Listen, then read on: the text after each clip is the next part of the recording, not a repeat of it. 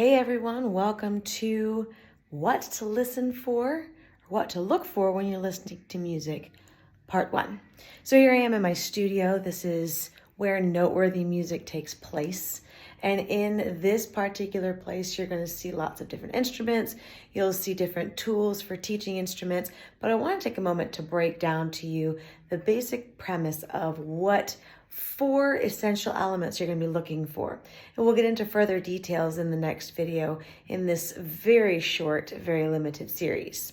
So here we go. Let's get started.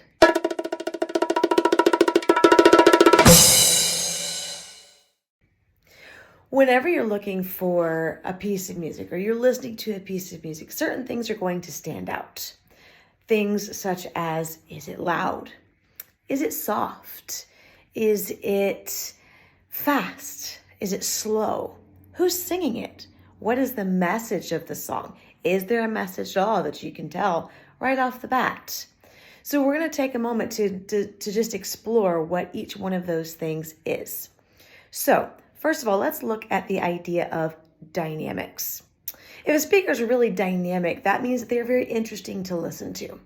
Everybody's had the teacher or the pastor in a church who may have been a little bit monotone in his or her speech. And so it tends to be boring. They tend to speak in the same level, the same volume, never really changing how they say things, never including lots of expression in what they say. So they tend to be easy to not follow. You tend to lose interest in what they have to say. Why? Because in order to capture your interest and to maintain your interest, they have to vary the method of delivery. So one of the things you're going to see is that a dynamic speaker is going to adjust his or her volume. In the same way, the dynamics of a piece help to capture your interest. If it gets loud, it's going to make your mind go to a totally different place. It's going to take your ear somewhere it might not have gone before. If it's soft, you might think, oh, this is a much more mellow kind of piece. Lots of good music goes from one end of the spectrum all the way to the other. I once had a pastor who, in order to keep people from sleeping during his sermons, would randomly go very soft and start screaming what he said. And it was so funny to sit in the congregation and watch, because the person who was typically asleep on the first couple of rows would suddenly jerk awake. Why? Because that change in volume changed our perspective on what he was saying. This must be important, so I'm going to pay extra attention.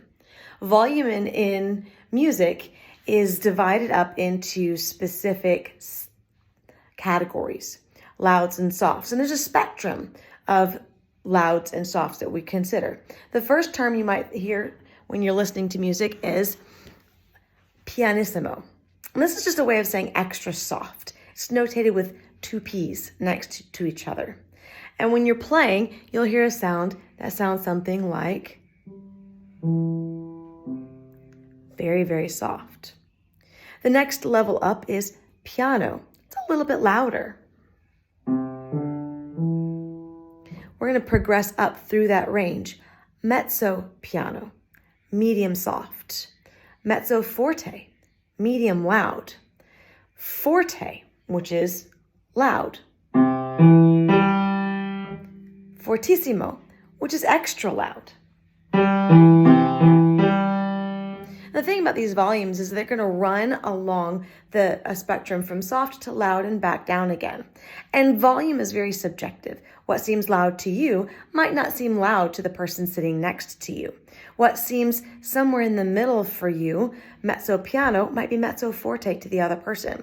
And while we have a good understanding of the science of acoustics, we don't have a very specific method of generating, we want this number of hertz or that kind of sound or that kind of notation, that kind of specific definition of volume when we're looking at an instrument.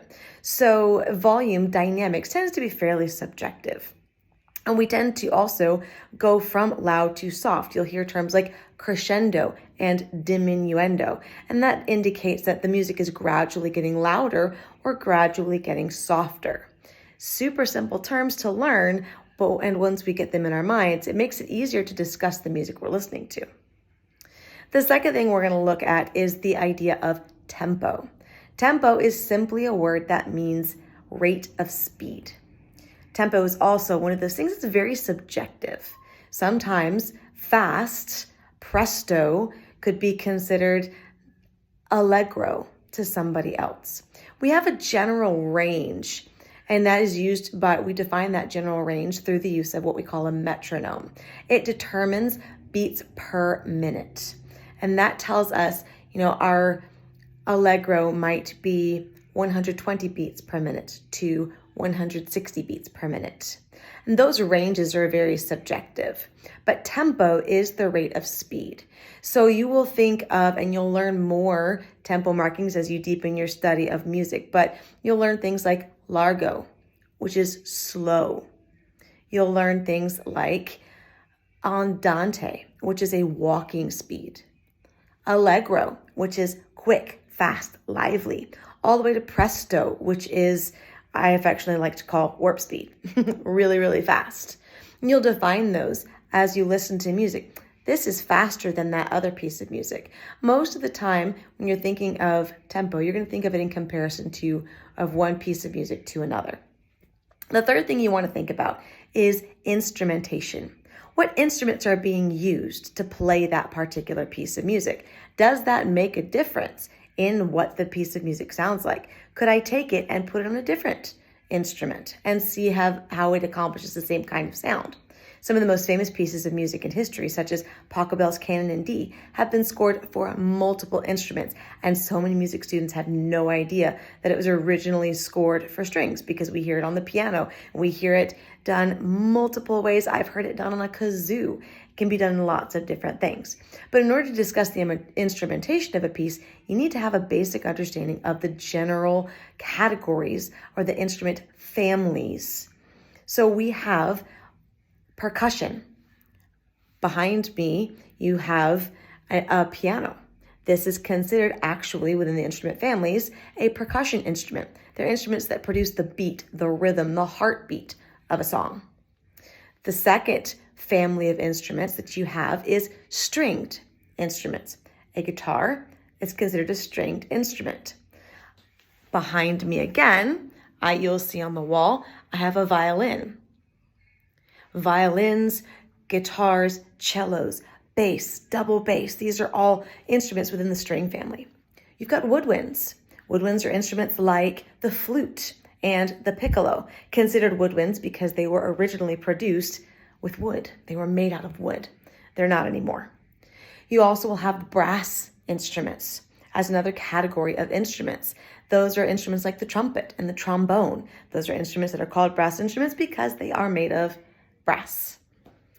So you've got 4 basic instrument families: percussion, woodwind, string, and brass.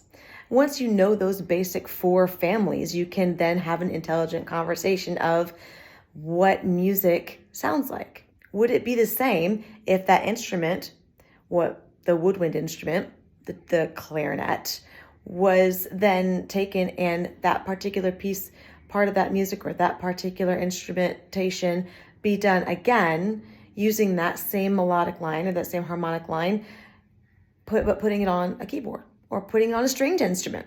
Does it change the sound? Why? The fourth thing you want to think about is mood. Sometimes the mood of a piece is very obvious. Sometimes it's not. The mood is essentially how the music makes you feel. Was that what the composer intended to convey? You're going to listen to a piece of music and think, does that music indicate happiness? Does it indicate sadness? Is there a message that that particular music is trying to convey? Mood is probably the most abstract of the things you're going to be looking for, the essential things you're going to be looking for when you're listening to music. Mood is something that is going to vary based on where you are in your life. It's going to vary based on what the composer was trying to convey. It's going to vary based on the day. If it's rainy outside, you tend to hear things in a little bit of a different perspective. So music can be identified very simply by looking at rhythm and tempo, dynamics, instrumentation, and mood. Looking forward to the second part of this video when we get into a little bit more detail about the basic elements of what to look for when you're listening to good music. Have a good one.